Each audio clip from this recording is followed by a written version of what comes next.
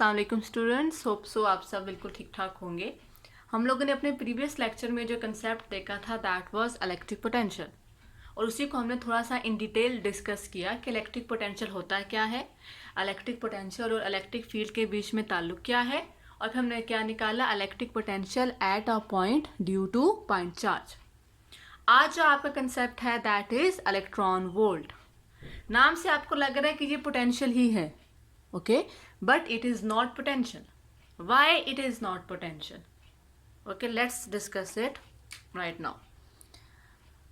Potential की आपने equation क्या पढ़ी हुई है, W बाय Q, ओके। और इन केस ऑफ इलेक्ट्रॉन और प्रोटॉन आपको पता है कि आप Q को किससे रिप्रेजेंट करते हो, E से, okay. So just do the math, E and V will get multiplied, but you are left with work. तो इलेक्ट्रॉन वोल्ट किसके इक्वल हो गया, वर्क के। तो फिर इलेक्ट्रॉन वोल्ट आपका पोटेंशियल तो ना हुआ, इलेक्ट्रॉन वोल्ट आपका क्या हो गया, वर्क हो गया। यानी इलेक्ट्रॉन वोल्ट के यूनिट्स वही हैं जो कि वर्क के हैं। तो क्या यूनिट्स थे वर्क के, जूल्स। तो फिर इलेक्ट्रॉन वोल्ट का भी यूनिट क्या होगा आपका, जूल्स। इस इलेक्ट्रॉन वोल्ट को आप शॉर्ट में इस तरह से भी लिख सकते हैं, that is called your electron volt. अब आपके ज़हन में ये आ रहा होगा कि जब हमारे पास वर्क की पहले इक्वेशंस हैं तो why we need this equation of work which is EV, and the problem is why we need that equation. In daily day life हम जिस एनर्जी के साथ डील कर रहे होते हैं वो बहुत लार्ज एनर्जी होती है, उसकी वैल्यू क्या होती है, बहुत ज़्यादा होती है। तो हम लोग जूल्स की जो यूनिट है उसको यूज़ करते हैं। लेकिन इलेक्ट्रॉन का size is very very very very very small. तो जब इलेक्ट्रॉन की जब हम वर्क की बात कर रहे हैं, work done per unit charge की बात कर रहे हैं, तो वो जो आपका इलेक्ट्रॉन का जो वर्क है उसकी वैल्यू क्या है, वेरी स्मॉल। तो उसके लिए it is not convenient to use the unit of joules.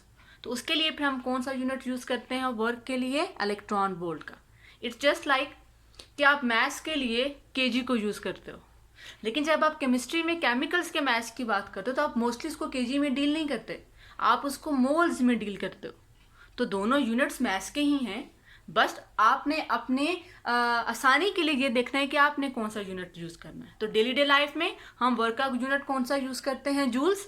लेकिन इलेक्ट्रॉन्स के केस में या माइक्रोस्कोपिक पार्टिकल्स के केस में हम वर्क का यूनिट कौन सा यूज़ करते हैं, that is called electron volt. अब ये कौन सा वर्क है, अगर पेपर में आ जाए डिफाइन इलेक्ट्रॉन वोल्ट, तो उसकी सिंपल सी डेफिनेशन है। डेफिनेशन को लिखने से पहले हम छोटी सी क्या देखते हैं, एक एक्सप्लेनेशन। आप ये वाली डायग्राम बार बार बना चुके हैं पिछले टॉपिक्स में। आपने एक प्लेट पॉजिटिवली, एक प्लेट नेगेटिवली, और पॉजिटिव और जो नेगेटिव प्लेट है तो जहाँ पर इनके बिटवीन आपकी क्या मौजूद है, एक इलेक्ट्रिक फील्ड, और उसको आपने किससे रिप्रेजेंट कर दिया था, E से। अब अगर आप इस प्लेट के बीच में पॉजिटिव चार्ज को रखते हैं तो पॉजिटिव चार्ज किसकी तरफ अट्रैक्ट होगा, नेगेटिव की तरफ। ये खुद से हो रहा है, आप कोई काम नहीं कर रहे। इसका मतलब है इसके पास एनर्जी क्या है, काइनेटिक एनर्जी। इधर इसके पास एनर्जी कौन सी थी, पोटेंशियल एनर्जी। जैसे ही आपने इसको छोड़ा तो इलेक्ट्रॉन, ये पॉजिटिव चार्ज खुद कहाँ को मूव करेगा, नेगेटिव प्लेट की तरफ। तो उसकी पोटेंशियल एनर्जी किस में कन्वर्ट होना शुरू हो गई, काइनेटिक एनर्जी में। तो उसको हम ये भी कह सकते हैं लॉस इन पोटेंशियल एनर्जी, क्योंकि चार्ज नीचे को आ रहा है, is equal to gain in kinetic energy. तो आप दोनों सेंस में इसको डिफाइन कर सकते हो। अगर आपका चार्ज नीचे आ रहा है तो काइनेटिक एनर्जी में गेन हो रहा है, आप इसको गेन इन एनर्जी भी कह सकते हो। पोटेंशियल एनर्जी में लॉस हो रहा है, आप इसको लॉस इन पोटेंशियल एनर्जी भी कह सकते हो। अच्छा, अब सेकेंड केस क्या है कि लाजमी तो नहीं कि ये हमेशा पॉजिटिव चार्ज हो।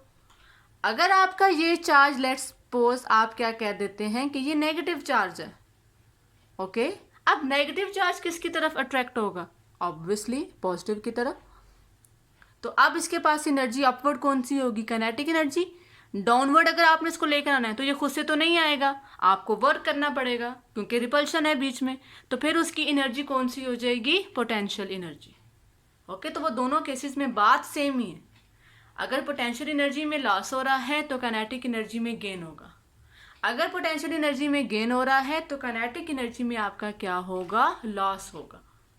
और अगर इस प्लेट का पोटेंशियल लेट्स सपोज मैं क्या कह देती हूँ कि वो है VA और इस प्लेट का पोटेंशियल है VB, तो इधर बीच में पोटेंशियल को मैंने क्या नाम दे दिया, which is called delta V, VA minus VB, इसको मैंने क्या नाम दे दिया, डेल्टा V।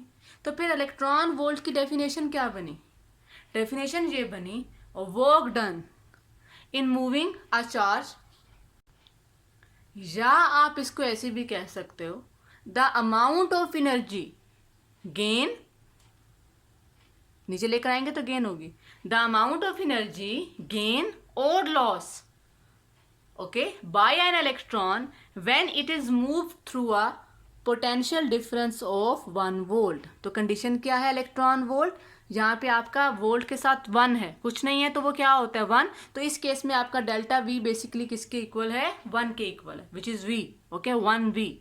तो हमारे पास इलेक्ट्रॉन वोल्ट की डेफिनेशन क्या बनी, the amount of energy gain और lost by an electron as it moves through a potential difference of 1 volt. अगर आप इसको अपवर्ड लेकर जाएंगे, खुद से जी जा रहा है तो उसके अंदर जो उसकी पोटेंशियल एनर्जी है उसमें क्या हो रहा है, लॉस।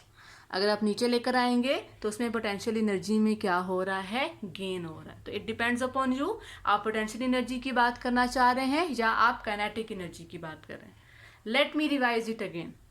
लेट्स सपोज ये आपका नेगेटिव चार्ज ही है, नेगेटिव चार्ज खुद ब खुद कहाँ जाएगा, अपवर्ड, तो इस टाइम उसके पास एनर्जी कौन सी होगी, काइनेटिक एनर्जी, यानी उसकी पोटेंशियल एनर्जी में क्या हो रहा है, लॉस।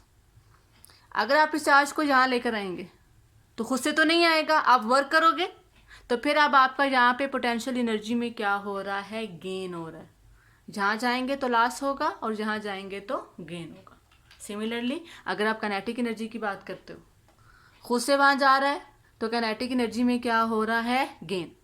जहाँ ज़बरदस्ती लेकर आ रहे हो तो काइनेटिक एनर्जी में क्या हो रहा है, लॉस, क्योंकि जो काइनेटिक एनर्जी लॉस हो रही है वही बेसिकली किस में कन्वर्ट हो रही है, पोटेंशियल एनर्जी में।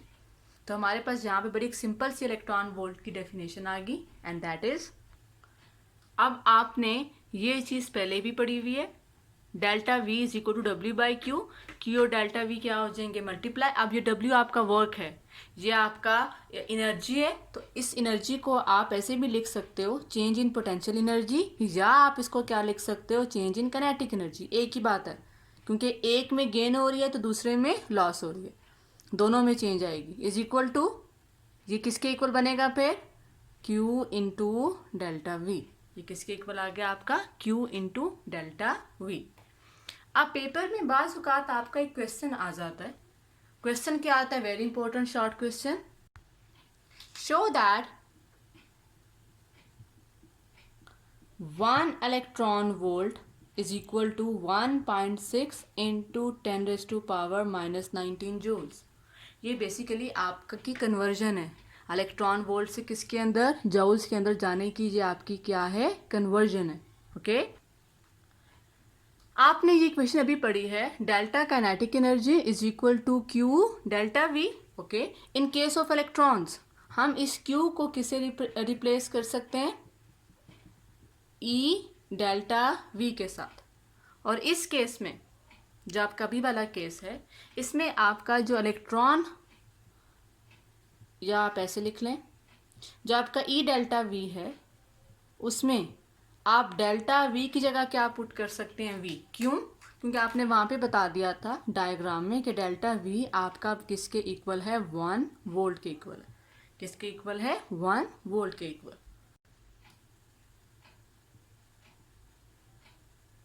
आप सिर्फ आप इसकी क्या पुट कर दें, इक्वेशंस, सॉरी वैल्यू, इलेक्ट्रॉन की वैल्यू क्या है आपको पता है, 1.6 into 10⁻⁻19, okay, this is 1 volt, so basically it is not a potential, it is unit volt, okay, this is unit volt, okay। और साथ में क्या आ गया, वोल्ट। और आपको पता है कूलम इनटू वोल्ट किसके इक्वल था, potential is equal to W by Q, तो कूलम इनटू वोल्ट किसके इक्वल है, वर्क के, वर्क का यूनिट क्या होता है, जूल। तो आपके पास क्या बन गया, 1 electron volt is equal to 1.6 into 10⁻⁻19 और कूलम वोल्ट। और आपको पता है कूलम वोल्ट किसके इक्वल है, इस इक्वेशन से जाहिर हो रहा है कूलम वोल्ट किसके इक्वल है, जूल्स के। तो आपके पास इक्वेशन क्या बन गई, एक इलेक्ट्रॉन वोल्ट में कितने जूल्स हैं या जाउल्स हैं, that is 1.6 into 10⁻⁻19।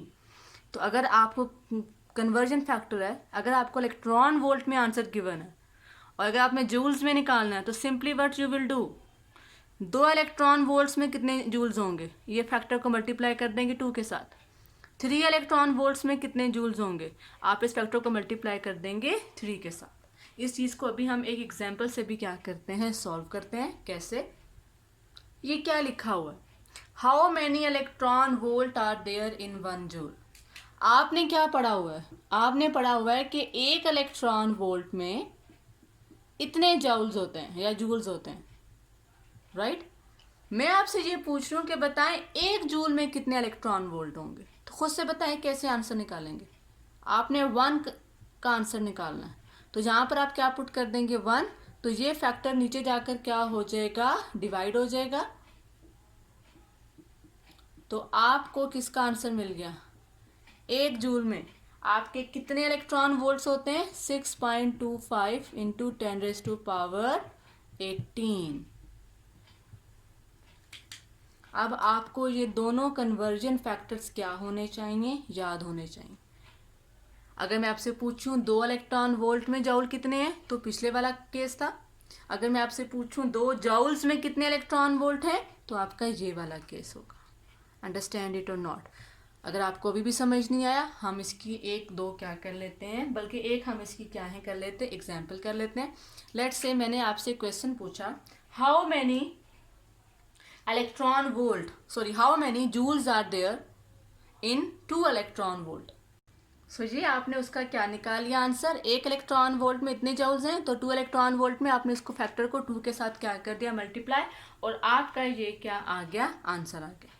Understand it और नॉट। आप इसको ऐसे भी कह सकते हो, अगर आपने इलेक्ट्रॉन वोल्ट से जूल्स में जाना है तो आप इस फैक्टर से मल्टीप्लाई करेंगे, और अगर आपने जूल से इलेक्ट्रॉन वोल्ट में जाना है then what you will do, आप इस फैक्टर से क्या कर देंगे, डिवाइड कर देंगे, जैसा आपने पिछले केस में किया था। तो that is very important topic. आपका एमसीक्यूज में भी इस तरह का सवाल आ सकता है, और ये पेपर में शॉर्ट क्वेश्चंस के लिए भी क्या है, वेरी वेरी इंपॉर्टेंट।